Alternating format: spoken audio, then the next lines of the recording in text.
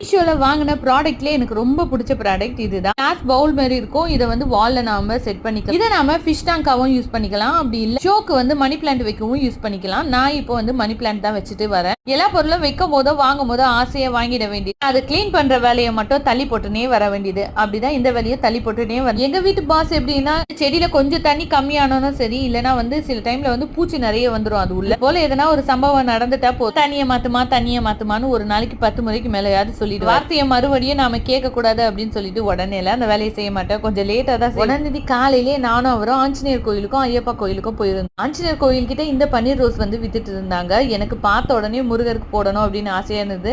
அவங்க சொன்னாங்க சீக்கிரமா போய் போட்டுருங்க, இல்லைன்னா கொட்டிட்டே இருக்கும் அப்படின்னு சொல்லிட்டு. இந்த பூவோட வாசனை நல்லா இருக்குமா, அதனால முருகருக்கு வாங்கலாம் அப்படின்னு சொல்லிட்டு வாங்கிட்டு வந்து ஒரு பூஜையை போட்டு முடிச்சாச்சு. அதுக்கப்புறம் என்ன வழக்கம் போல சமையல் ஒர்க் தான். அன்னைக்கு வந்து காலையில பொங்கலும் மதியமும் மீன் குழம்பு தான் வச்சது. நெக்ஸ்ட் வீடியோல பார்க்கலாம். அப்படியே சப்ஸ்கிரைப் பண்ணிருங்க. பாய்.